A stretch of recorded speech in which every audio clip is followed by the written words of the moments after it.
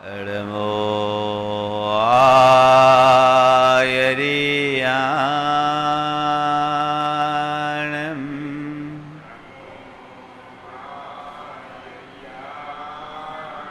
Namo Vajjayanam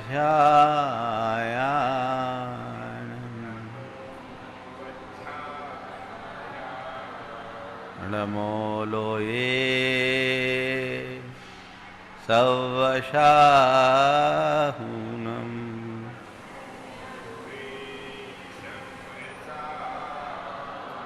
Esho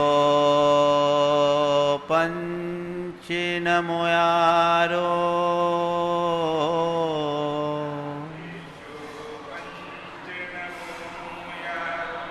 Savvapavanashino Mangalalam cha Savvesim Parhamam Hoi Mangalam जय बोलो देवादिदेव एकहज़ार श्री भगवान महावीर स्वामी की, अहिंसा परमो धर्म की जय। परम पूज आचार्य गुरुवर श्री विद्यासागर जी महाराज की जय जय जय। परम पूज मुनिराज प्रमासागर जी महाराज की, परम पूज विराट सागर जी महाराज की।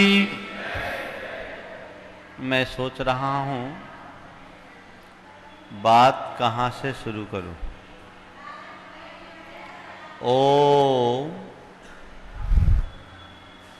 जीवन के संदर्भ में जब कभी भी हम सोचते हैं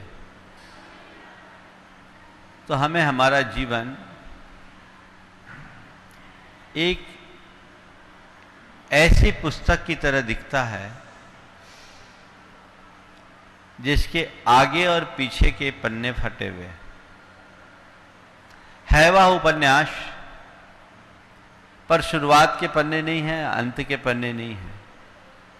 बीच का जो भाग है वो बड़ा इंटरेस्टिंग है, मजेदार। लेकिन जब कभी भी हम उसे पढ़ते हैं तो पढ़ते समय मन में एक भाव आता है कि इससे पहले क्या था, और पूरी करने के बाद ये लगता है कि इसके आगे क्या होगा। ये हमारे जीवन की एक बड़ी सच्चाई है। हम जब भी अपने जीवन के संदर्भ में सोचते हैं, एक तरफ हमें हमारा जन्म दिखता है, एक तरफ हमें मरण दिखता है। हम जब कभी अपनी जिंदगी पर दृष्टिपात करते हैं तो हमारा जीवन हमें जन्म और मरण की दो घटनाओं के मध्य सिमटा हुआ दिखाई पड़ता है। लेकिन संत कहते हैं हमारा समग्र जीवन केवल जन्म और मृत्यु के मध्य सिमटा हुआ नहीं है। हमारा जीवन अति व्यापक है, जो जन्म के पहले भी था, मृत्यु के बाद भी रहेगा।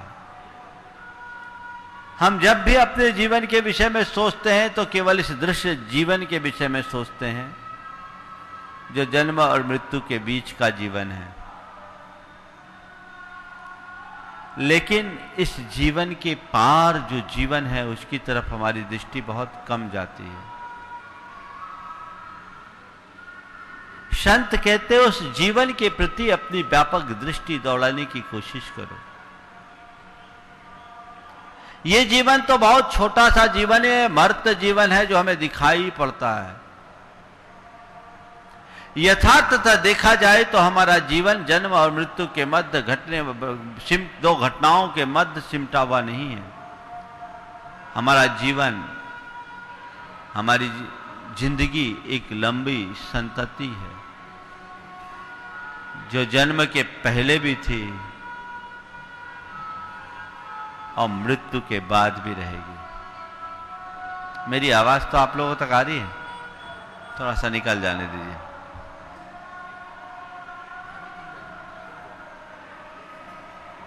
कोई बात नहीं, डिस्टर्ब नहीं करो उनको, चले जाएंगे।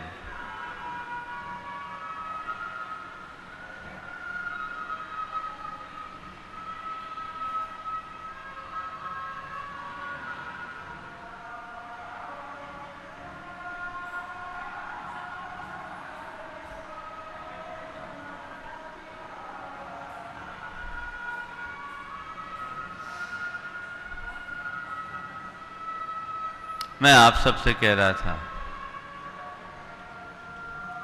अपने विराट और व्यापक जीवन के प्रति हमारी दृष्टि होनी चाहिए। हमारा जीवन जन्म और मृत्यु की दो घटनाओं तक सीमित नहीं है। हमारा जीवन एक संतति है जो जन्म के पहले भी था और मृत्यु के बाद भी रहेगा। अपने समग्र जीवन को संभालने की चिंता कीजिए, संवारने की चिंता कीजिए। अपने मन से पूछिए, जब कभी भी आप जीवन के विषय में सोचते हो तो क्या सोचते हो? केवल यह जीवन तक की सोचते हो कि उससे आगे की भी सोचते हो? क्या सोचने में आता है? महाराज, जन्म के पहले का हमें कुछ याद नहीं, पता नहीं, और मरने की बात की हमें कोई चिंता नहीं। जो सामने है उसको हम जी रहे हैं और जी करके अपना जीवन पूरा कर रहे हैं। संत कहते ये भयानक भूल है। भले तुम्हें अतीत की कोई स्मृति नहीं है और भविष्य का कोई पता नहीं, लेकिन इसका मतलब ये नहीं कि तुम्हारे जीवन के साथ तुम्हारा अतीत ना हो और तुम्हारा भावी जीवन भी यहीं समाप्त हो जाए।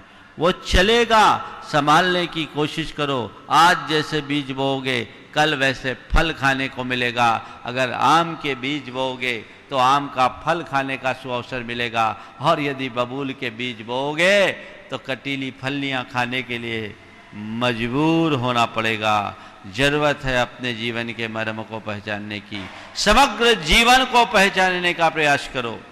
4 बातें आज आप सबसे मैं करूंगा: जन्म, मरण, जीवन और जीव।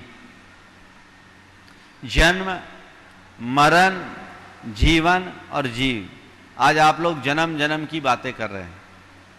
आज बहुत सारे लोग सुबह से कह रहे हैं महाराज आपका जन्म दिवस, आपका जन्म दिवस। मैंने कहा किसने कहा जन्म दिवस? गलत सूचना है। मैं आपको अपना जन्मदिन आज बता देता हूँ, नोट कर लेना, और सेलिब्रेट करना है तो उसी दिन करना। मेरा जन्मदिन महावीर जयंती को है और तारीख के हिसाब से 31 मार्च 1988 को है ना। असली जन्म तो वही है। प्रमाण सागर कब जन्मा? जब मुनि बना तब ना।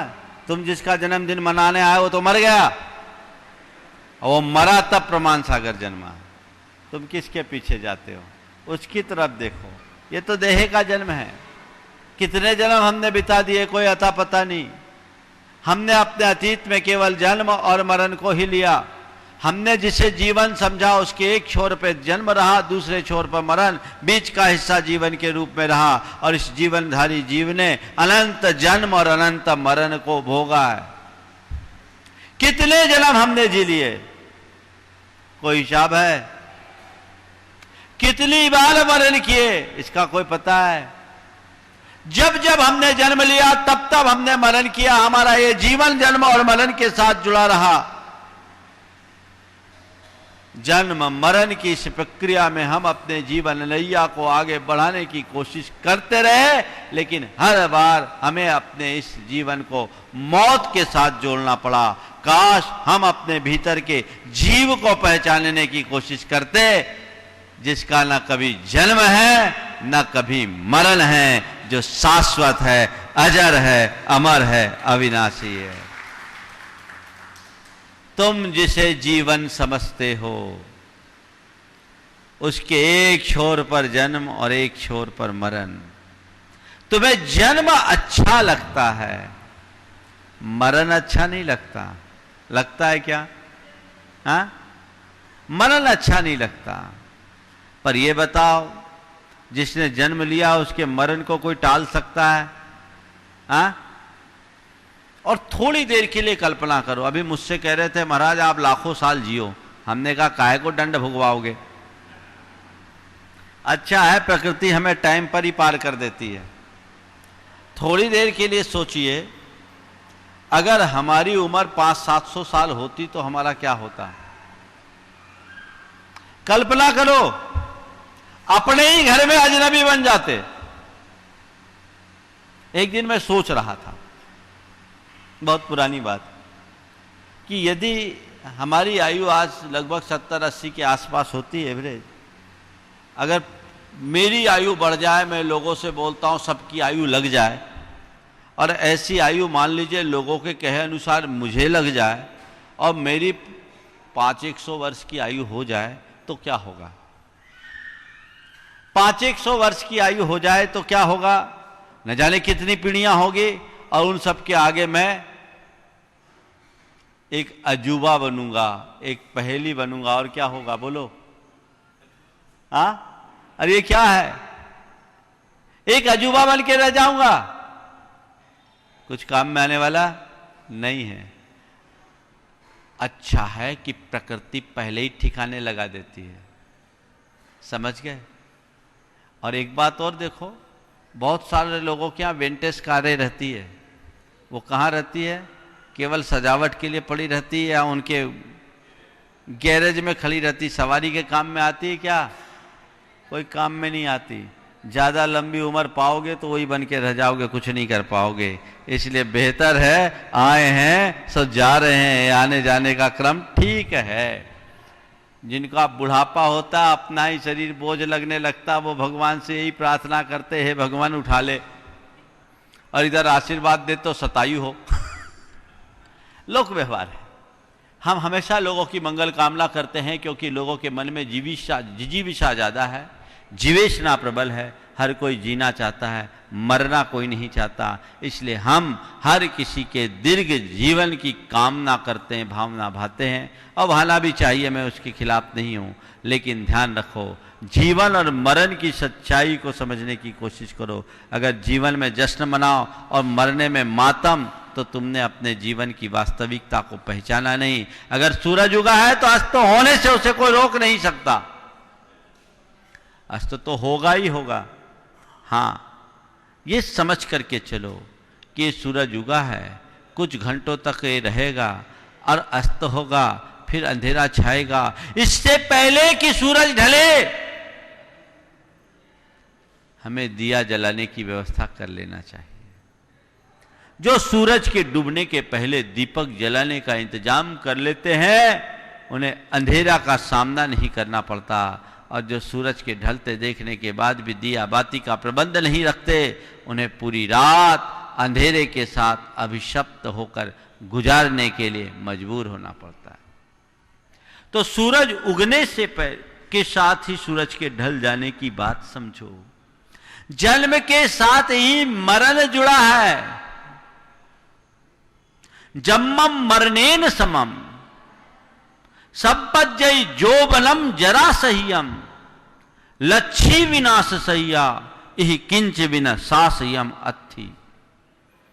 जन्म मरण के साथ, यौवन बुढ़ापे के साथ है, संपत्ति विनाश के साथ जुड़ी है। संसार में कुछ भी शाश्वत नहीं है शाश्वत? जन्म पा लिए, बहुत बढ़िया, हमारा जीवन बहुत व्यवस्थित चल रहा है महाराज, चलते रहे, हमारी शुभकामनाएं आपसे। लेकिन व्यवस्थित चलते हुए जीवन में अपने आत्मा को व्यवस्थित करने का कोई रास्ता खोजे, तब तो उसका कोई अर्थ है, अन्यथा सब व्यर्थ है। जीवन को व्यवस्थित करने का रास्ता खोजिए, जिससे जीवन व्यवस्थित हो। ये थोड़े दिन की जिंदगी हमें प्राप्त हुई है, इनका सदुपयोग करने की कोशिश करें। और यदि ये सदुपयोग हमने कर लिया तो तय मान करके चलिएगा हमारा जीवन तर गया। जिस दिन जन्म होता उसी दिन मौत का वारंट सुनिश्चित हो जाता है, लेकिन वो लोगों को कम सुहाता है। कल्पना करो थोड़ी देर के लिए, मरना तो पक्का है ना, इसमें तो कोई चिंता की बात नहीं। और हम लोगों को तो बचपन में पढ़ाया जाता है, राजा राणा छत्रपति हाथिन के असवार, मरना सबको अपनी अपनी है ना। एक दिन तो सबको मरना है, इसमें कोई संशय है? तो हम तुम सब मरेंगे कि नहीं मरेंगे? कब मरेंगे? जब सब मर जाएंगे उसके बाद। कभी भी वो क्षण आ सकता है, कभी भी वो घड़ी आ सकती है। एक बार की कल्पना करो कि यदि अभी मेरे प्राण निकल जाए तो क्या हो, मैं मर जाऊं उसके बाद क्या होगा? कभी सोच सकते हो इसके विषय में? मैं मर गया तो क्या होगा? अगर आंख बंद करके कुछ पल की कल्पना करो कि मैं मरूंगा तो क्या होगा? जो होता वही होगा। और क्या होगा बोलो ना, क्या होगा? हाँ महाराज मैं मरूंगा, मेरे समाचार सुनेंगे, लोगों को अफसोस होगा और लोग कहेंगे अरे अभी थोड़ी देर पहले तो मेरी उससे बात हुई थी, बहुत अच्छा था, चला गया। और ज़्यादा होगा तो फिर मुझे ले जाने की तैयारी की जाएगी, मेरी ठटरी बंधना शुरू होगी, मुझे 4 लोग अपने कंधे पर बिठा करके ले जाएंगे, शमशान तक पहुंचाएंगे, मेरी चिता बनाई जाएगी, उस पर लिटा दी जाएगी और उसे मुझे आग के हवाले कर दिया जाएगा। थोड़े दिन लोग आंसू बहाएंगे, रोएंगे, कुछ गुनगाएंगे और उसके बाद सब कुछ समान हो जाएगा। ये तो दिखेगा ना तुमको, यही होगा ना। ये तो बाहर की बात है, ये तो यहां दिखने की बात है। मरने के बाद क्या होगा? कहीं जन्म लेंगे। और कहां जन्म लेंगे? जहां की टिकट कटाएंगे। जैसा जीवन जिएंगे वैसा मरण होगा। जन्म मेरे हाथ में नहीं है, मरण कब होगा ये मेरे हाथ में नहीं है, लेकिन जीवन को संभाल लें तो हम मरण को भी संभाल सकते हैं। जीवन मेरे हाथ में है। अच्छा जीवन जिएंगे तो अच्छा मरण हो सकता है। अच्छा जीवन जीने की कोशिश करो। अगर तुम अपने वर्तमान जीवन से संतुष्ट हो तो समझ लेना तुम्हारा मरण अच्छा होगा, और अगर मरण अच्छा हो गया तो तुम अपने भीतर के जीव को भी संभाल लोगे, अजर अमर बन सकते हो। पहले अपने भीतर के जीव को पहचानो और उसके साथ जुड़कर अपना जीवन जीने की शुरुआत करो। मैं अजर अमर अविनाशी हूं, मेरा ना जन्म हुआ है ना मरण हो सकता है, मैं तो शाश्वत ध्रुव आत्मा हूं। है इस बात पर यकीन? बाकी ये जन्म मरण और संसार के संयोग ऊपर के हैं, मेरा केवल मैं हूं, मेरे अलावा एक परमाणु भी मेरा नहीं है। इस विश्वास के साथ जीने वाला व्यक्ति कभी सांसारिक प्रपंचों में उलझता नहीं। वो जीवन को प्रशस्त पथानुगामी बना करके आगे बढ़ना शुरू करता है, उत्तरोत्तर आगे बढ़ता जाता, आगे बढ़ता जाता, आगे बढ़ता जाता है। उसकी तरफ दृष्टि ले जाओ, अध्यात्मनिष्ठ बनो तो तुम्हारा जीवन सार्थक होगा। अभी मैंने आप सबसे कहा कि थोड़ी देर के लिए विचार करो कि अगर मैं मर जाऊं तो क्या होगा। आपने एक चित्र खींचा, अल्फ्रेड नोबेल के बारे में आपने सुना होगा। अल्फ्रेड नोबेल के मन में ऐसा आया, जो बारूद का आविष्कार करने वाला था। किसका आविष्कार किया? बारूद का। उसके मन में आया कि आज लोग मेरी इतनी मेरा यश गाते हैं, मेरी इतनी प्रतिष्ठा रखते हैं, अगर मैं मर जाऊंगा तो लोग मेरे बारे में क्या सोचेंगे। तो कहते हैं कि उसने एक समाचार फैला दिया कि अल्फ्रेड नोबेल मर गया। क्या मैसेज फैला दिया? अल्फ्रेड नोबेल मर गया। था जिंदा, वो गुप्त स्थान पर चला गया और मैसेज सब जगह यह फैला दिया गया कि अल्फ्रेड नोबेल मर गया। अखबारों की सुर्खियां बनी, हेडलाइन आई, मौत का सौदागर हमेशा के लिए सो गया। क्या आया समाचार? मौत का सौदागर हमेशा के लिए सो गया। यह समाचार पढ़ करके अल्फ्रेड नोबेल हिल गया। अरे ये क्या, बारूद का आविष्कार करके मैं कितनी बड़ी भूल कर गया। इस दुनिया से जाने के बाद लोग मुझे मौत के सौदागर के नाम पे पहचानेंगे। धिक्कार है मुझे जीवन इस तरीके से नहीं जीना। मुझे अपने जीवन को संभालना है, संवारना है। और तत्क्षण उसने संकल्प किया कि नोबेल अब अल्फ्रेड नोबेल अब मौत का सौदागर नहीं, शांति का दूत बनेगा। और अपनी सारी संपत्ति लगाकर उसने नोबेल पुरस्कार की शुरुआत की। ये परिवर्तन है भैया। इससे पहले कि तुम्हारी कहानी खत्म हो, अपनी करनी सुधार लो। जीवन के लिए कुछ अच्छा करने का संकल्प जगा लो, उद्धार हो जाएगा। ये आवाज कहां से आ रही? उद्धार हो जाएगा। अपने जीवन को उस दिशा में बढ़ाने की कोशिश कीजिए, तब आप सच्चे अर्थों में कुछ अच्छा लाभ ले सकेंगे। वो प्रयास हमारा होना चाहिए। तो जन्म, मरण, जीवन और जीव, केंद्रीय तत्व जीव है जो जीवन धारण करता है, और उसमें जन्म और मरण है। इससे मुक्त होना है तो इससे अपने आप को अलिप्त समझो, आत्म केंद्रित बने, अध्यात्मनिष्ठ हों और अपने जीवन व्यवहार में बदलाव घटित करने के लिए संकल्पित हो जाएं। तो देखिए हम अपने जीवन में क्या कर सकते हैं। और एक बात और है, भीतर के जीव को उभारने के लिए जीवन ही सहाय है। और इसमें भी सारे इस धरती पर जीवन तो सबके पास है, पर जीवन पाकर जीवन मुक्त होने की व्यवस्था केवल मनुष्य के पास है। मनुष्य एक ऐसा प्राणी है जो जीवन मुक्ति का मार्ग अंगीकार कर सकता है। अभी तुम्हारे लिए फैसिलिटी है अपने जीवन को संभालने का, सुधारने का, मुक्ति के मार्ग पर लगने का। यह सुंदर सुअवसर है, इसका लाभ उठाओ। नहीं तो क्या होगा?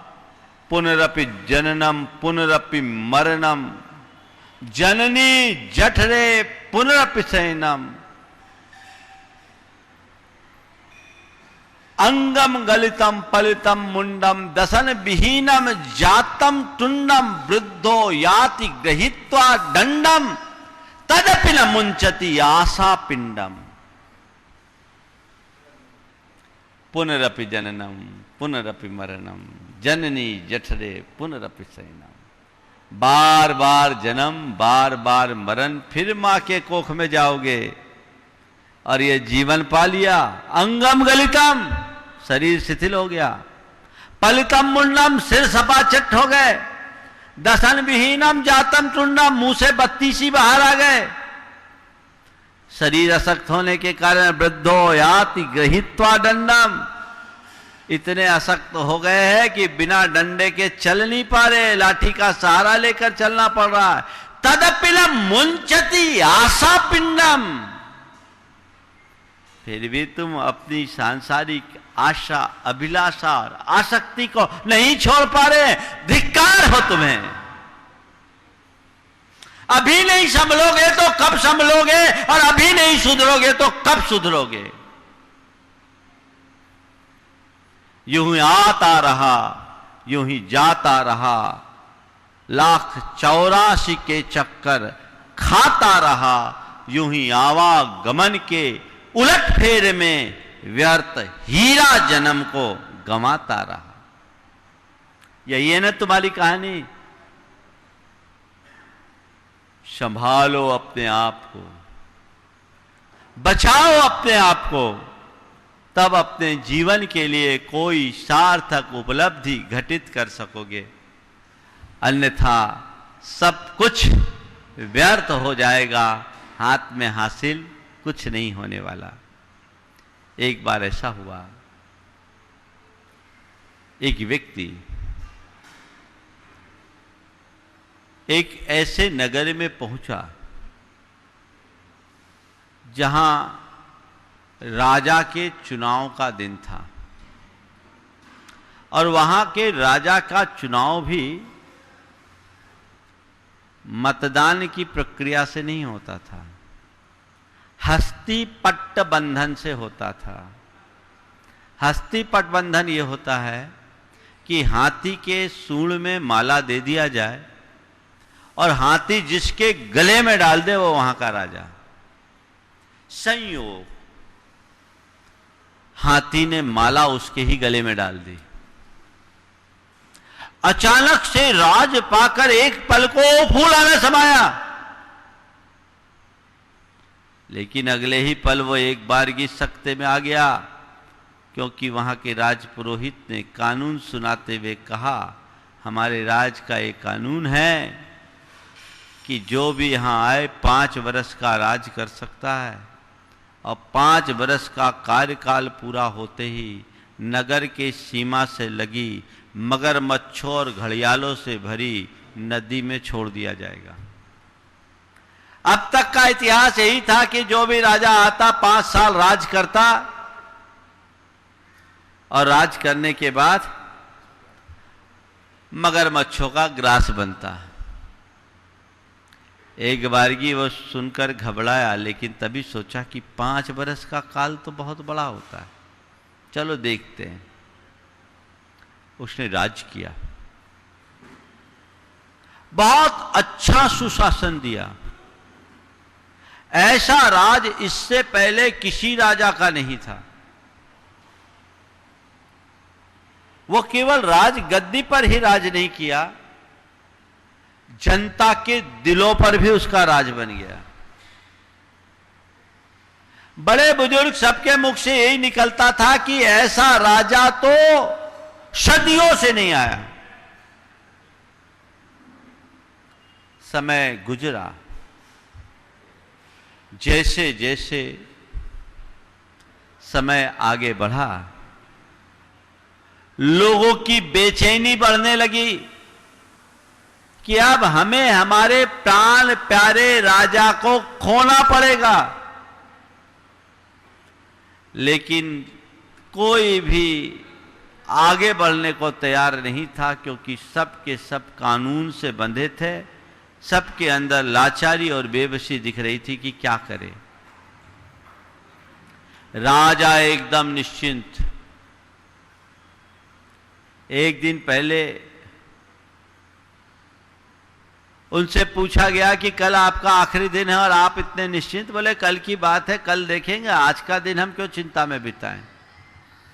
मैं कानून का सम्मान करता हूं और मैं कानून का पालन करूंगा। आखिरी दिन राजा को हाथी पर बिठाकर सारे नगर के निवासियों ने अश्रुपूरित नेत्रों से अंतिम विदाई दी।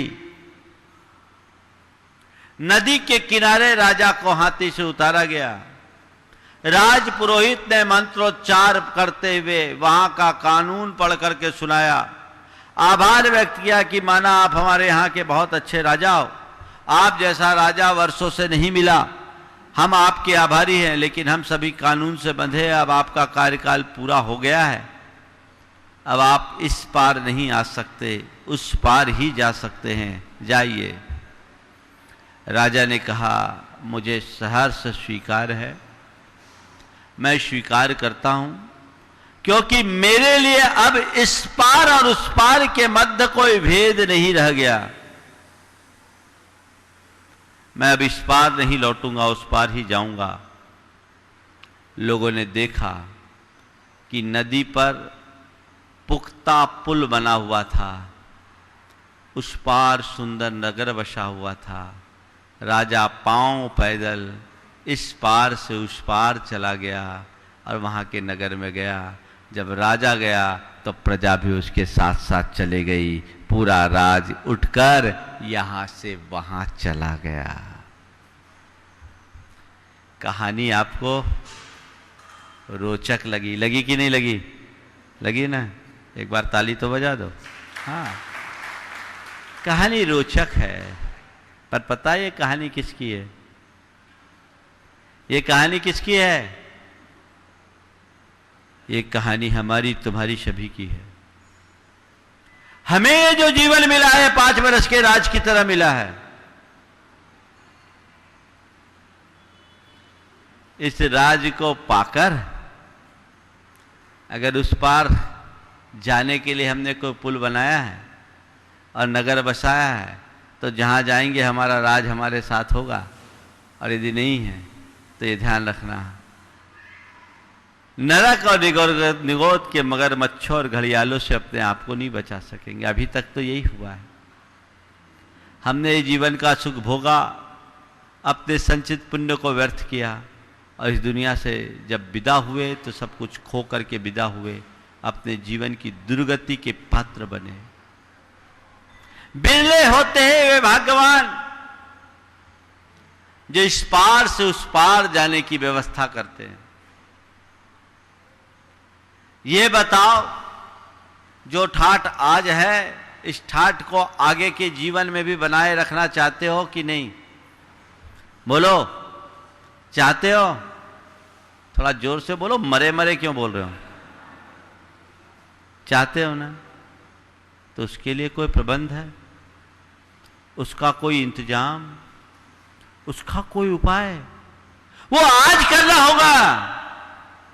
दिग देख जहां तक पाता हूं तम का सागर लहराता है, दिग देख जहां तक पाता हूं तम का सागर लहराता है, फिर भी उस पार खड़ा कोई हम सबको खींच बुलाता है। एक मेरा मन तो डगमग करता तट पर के हिलकोरों से, इस पार प्रभु तुम हो सब है, उस पार न जाने क्या होगा। एकाकी जब पहुंचूंगा इस पार प्रभु तुम हो सब हो, उस पार न जाने क्या होगा, मझधार न जाने क्या होगा। कभी सोचा? दिग देख जहां तक पाता हूं तम का सागर लहराता है, फिर भी उस पार खड़ा कोई हम सबको खींच बुलाता है। मेरा मन तो डगमग करता तट पर के इन हिलकोरों से, एकाकी जब पहुंचूंगा उस पार न जाने क्या होगा, इस पार प्रभु तुम हो सब हो, उस पार न जाने क्या होगा। कभी सोचा? सोचिए, अपने जीवन के उत्थान का संकल्प लीजिए, उस दिशा में आगे बढ़ने का मनोभाव जगाइए, नहीं तो एक दिन सब साफ होगा, सत्यानाश होगा, राम नाम सत्य होगा और कुछ नहीं होगा। लेकिन इससे पहले कि राम नाम सत्य हो, जीवन के परम सत्य को जानने का प्रयास करो,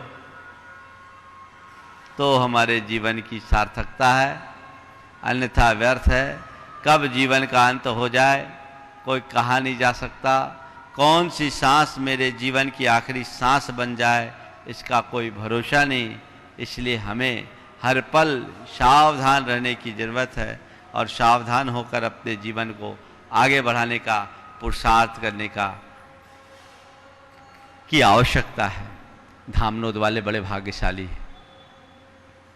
इस बार हम लोग जब निकले थे तो ये सोचे थे कि इस बार नए रास्ते से जाना है, धामनोद था ही नहीं, लेकिन योग ऐसा बना कि चलो अब इधर से ही जाना है। फिर भी बात थी कि ठीक है धामनोद से गुजरना है, धामनोद रुकना नहीं है। लेकिन गजब धामनोद वालों का पुण्य, रात कुछ था और प्रभात में कुछ हो गया, वह मिल गया जिसकी तुमने कल्पना भी नहीं की थी। ये भाग्य की बरजोरी है।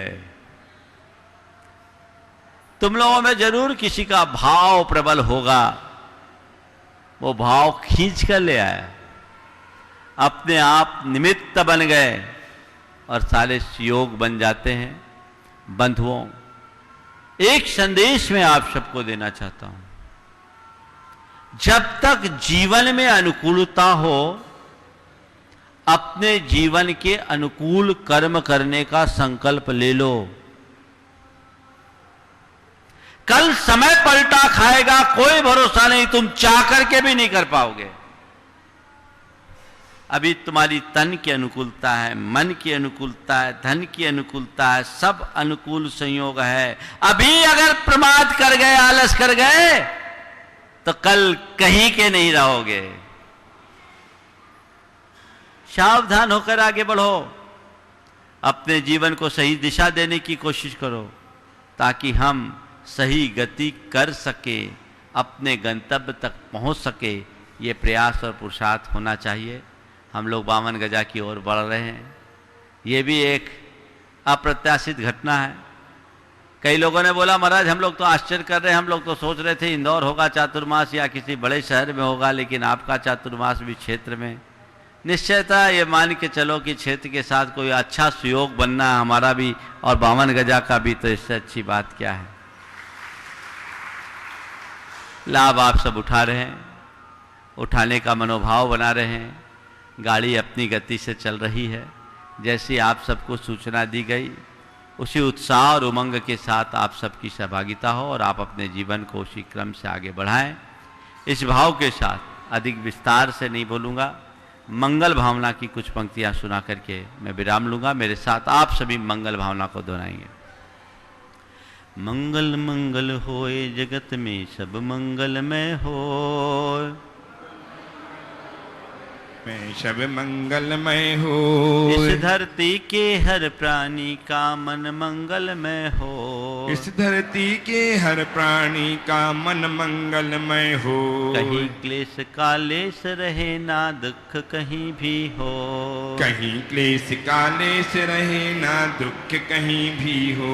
मन में चिंता भय न सतावे रोग शोक नहीं हो।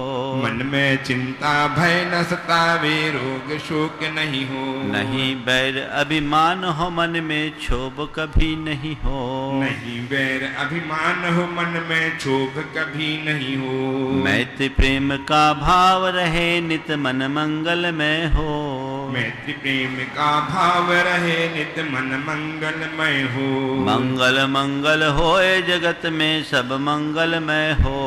मंगल मंगल होए जगत में सब मंगलमय हो। इस धरती के हर प्राणी का मन मंगलमय हो। इस धरती के हर प्राणी का मन मंगलमय हो। मन का सब संताप मिटे अरु अंतर उज्ज्वल हो। मन का सब संताप मिटे अरु अंतर उज्ज्वल हो। राग देश और मोह मिट जाए आत्म निर्मल हो।